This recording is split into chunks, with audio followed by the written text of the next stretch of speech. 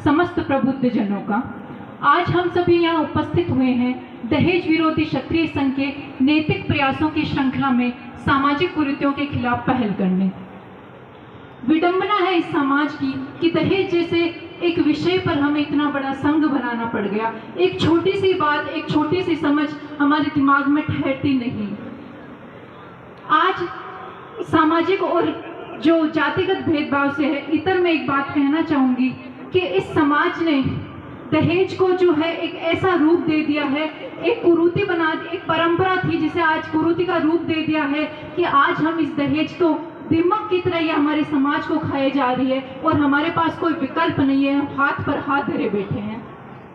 बच्चे से लेकर बूढ़े तक किसी के भी दिमाग में ये बात नहीं आती कि क्यों किसी और समाज को इसके विरुद्ध बोलने की आवश्यकता नहीं पड़ती, क्यों किसी और समाज को इसके विरुद्ध इतने बड़े संघ बनाने की आवश्यकता नहीं पड़ती, क्योंकि हमने दहेज को इतनी सुंदरता से पेश किया है कि हमें ये परंपरा लगने लगी है।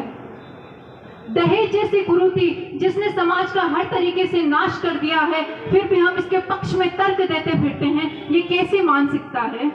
आप किस समाज का प्रतिनिधित्व कर रहे हैं? एक ऐसे समाज का जिसमें रिश्ते तय होने से पहले मोल भाव तय होने लग जाते हैं, एक ऐसे समाज का जिसमें शस्त्र धन को छोड़कर दारू के प्यालों के रंगत में उसकी पहचान बन गई है, एक ऐसा समाज जो कर्ज लेकर शादियां करता है और उनके पक्ष में तर्क देता फिरता है, एक ऐसा समाज जहां नौकरी लगते ही हम उस पर प्राइस टैग लगा देते हैं और उन बनाओं की रेट तय कर देते हैं कि ये इतनी रेट है इसकी।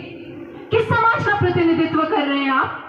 फिर भी मैं कवि दुर्जन सिंह तंवर की बहुत सुंदर दो पंक्तियां कि लड़का जो देखो सरकारी अटैची कर लाओ भारी, लड़का जो देखो सरकारी अटैची कर लाओ भारी, अरे आपको नहीं चाहिए तो जाने दो, किसी दूसरे ग्राहक को आने दो। जी हाँ, आपकी एक सरकारी नौकरी आपके किसी एक भाई को 30 से 40 लाख रुपयों के बीच नीचे ला देती है और आप सोचते हैं कि आपका उत्थान हुआ है। कौन सी शिक्षा, कौन सी नौकरी जो आपके एक भाई का पतन कर देती है, ये उत्थान समाज के क्या काम आया?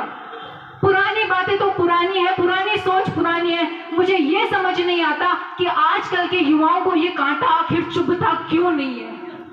एक ऐसा कांटा जिसने समाज को खोखला कर दिया है, लेकिन कोई युवा, कोई मेरी बहन इसके पक्ष में, कोई मेरी बहन इसके विपक्ष में बोलने का सामर्थ्य नहीं रखती, क्योंकि जो पुराने लोग हैं वो कहते हैं कि साहब हमने तो मांग नहीं की। आपने मांग नहीं की, लेकिन आपने मना भी तो नहीं किया।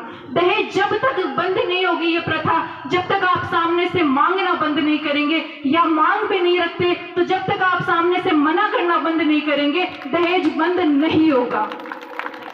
आप अपनी बेटियों को इतना शिक्षित कीजिए, नौकरी लगना न लगना ये तो आरक्षण की एक बहुत बड़ी समस्या है, मुश्किल का बिंदु है, लेकिन फिर भी आप अपनी बेटियों को इतना शिक्षित जरूर कीजिए कि वो इसके विपक्ष में बोल सके, वो इतना कह सके कि जिस घर में मांग की जाएगी मैं उस घर में शादी नहीं करूंगी, ये जो दहेज मांगते फिरते हैं वो बेटियां कम पड़ जाएगी। और जो पुराने विचार है उनको आप त्याग दीजिए। जो परंपराएं थी वो आज कुरीति का रूप ले चुकी है। मैं वर्तमान परिप्रेक्ष्य में बात करती हूँ और वर्तमान परिप्रेक्ष्य में ही हमें कुरीतियों को देखना है। मांग मांग कर हम बड़े बनते जा रहे हैं, कोई इसका प्रतिकार नहीं करता। विचारों में न ज्वाला हो, दहेज का न प्रतिकार किया, अरे मांग मांग कर बड़े करते हैं, शादी ने व्यापार किया। आज शादियां व्यापार बन रही है और हमें इतनी छोटी सी चीज हमें समझ नहीं आती और उसके लिए इतने बड़े बड़े संघ बन जाते हैं। आप कहेंगे कि साहब मर्जी से दे रहा है, मर्जी से क्या बाकी समाज में नहीं दिया जाता? उनके लिए इतने बड़े बड़े संघ बनाने की आवश्यकता आखिर क्यों नहीं पड़ती? जब मर्जी से दिया जाता है, हमारा इन्वेस्टमेंट ही गलत है। हम वहां इन्वेस्ट करते हैं, हम 30 से 40 लाख रुपए शादियों में लगा देंगे, लेकिन जब आपकी बेटी को जरूरत पड़ती है ना, उसके पास एक पाई नहीं होती। आप 30 से 40 लाख रुपए आप बेटे को दहेज के रूप में मत दीजिए, उसे इस तरीके से दीजिए, उसे तब दीजिए जब उसे जरूरत हो, ताकि वो किसी की मोहताज नहीं हो। और मैं मातृशक्ति यहाँ विराजमान है, मैं मातृशक्ति से निवेदन करना चाहूंगी, क्योंकि हमारे पास सरकारी नौकरी आरक्षण के चलते होती नहीं है। रोजगार हम दूसरा खोल नहीं सकते, क्योंकि हम शादियों में इतना धन इन्वेस्ट करते हैं कि हमारे पास खोलने के लिए कोई विकल्प ही नहीं होता। जो बची कुची कसर रहती है वो हम जो छोटी छोटी बहुत सी कुरीतियां हैं, जैसे मृत्यु बोझ हो गए, पहरावनी हो गई, जुआरी एक्सेट्रा, इनमें हम लगा देते हैं कि फिर हमारे पास कुछ नहीं बचता। अरे मातृशक्ति कम से कम इतना तो सोचे कि हमें जिसमें भी, जैसे छोटा छोटा भी अगर अपन योगदान करना शुरू कर दें, जहां भी आप जाएं, आवश्यक लेन देन के अलावा आप कहीं भी जाएं, आप लेन देन व्यक्तिगत स्तर पर बंद कर दीजिए। समाज की बात नहीं है, आप व्यक्तिगत स्तर पर बंद कर दीजिए। आप एक एक जुड़ते कब समाज बन जाएंगे आपको पता भी नहीं चलेगा। नौकरी ऊंचा दाम सब बिगड़े रिश्ता नाता में, अरे शतरान्या तो ला रहेगी लेने देनी री बाता में। और समाज की इस वर्तमान स्थिति पर मैं आपसे यही कहूंगी कि कृपया अपने घर से शुरुआत करें। सभी वक्ता एक ही चीज कह रहे हैं और मैं भी आपसे इतना ही कहूंगी कि अपने घर से शुरुआत करें। मैं यहाँ बोल पा रही हूँ क्योंकि मेरे घर से शुरुआत होती है, तब मैं यहाँ बोलने का सामर्थ्य रख पाती हूँ। और वर्तमान स्थिति पर मैं सिर्फ इतना ही कहूंगी, कुछ पंक्तियां मैंने लिखी है कि विवेक छोड़ नशा में ला गया, विवेक छोड़ नशा में ला गया, खुद ही खुदरी करे बढ़ाई। विवेक छोड़ नशा में ला गया, खुद ही खुदरी करे बढ़ाई। दिखावा का चक्रा में आ जाने कुर्सी रीत चलाई, दिखावा के चक्रा में आ कुरुता की रीत लगाई। दाई जारी लपटा में, दाई जारी लपटा में एक घर आपरा फूक रहा है। आ देख विकल है जगदम्बा की आ हालत काई हो रही है, आ देख विकल है जगदम्बा की हालत काई हो रही है। ऊंची ऊंची नौकरी और ऊंचा ऊंचा दाम और सब आप हिसाब आपके शादियां कर रहे हैं, ये व्यापार है एक तरीके का। जब आप सोच नहीं सकते, जब आप समझ नहीं सकते कि दहेज ने किस तरह आपको खोखला कर दिया है, तो फिर आप इसकी जो गहराई है उसका अंदाजा लगाइए।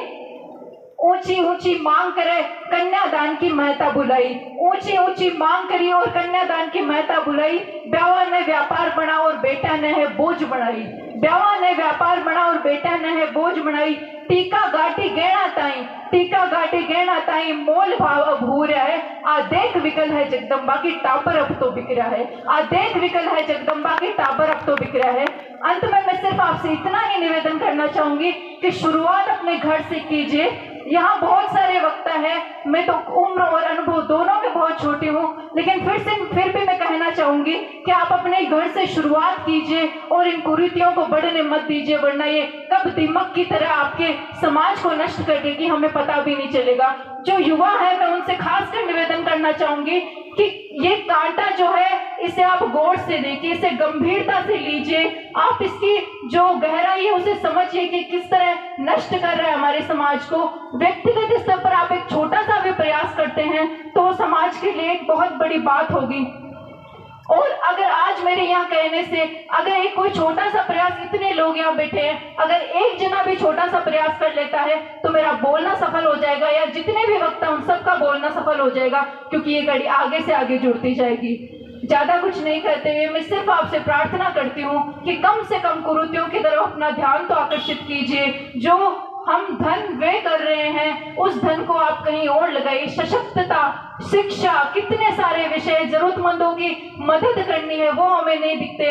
हम सिर्फ खुद का सोच के कुरीतियों में लाखों रुपए खर्च कर देते हैं। क्षत्रिय धर्म ये नहीं होता, क्षत्रिय सबको साथ लेकर चलता है।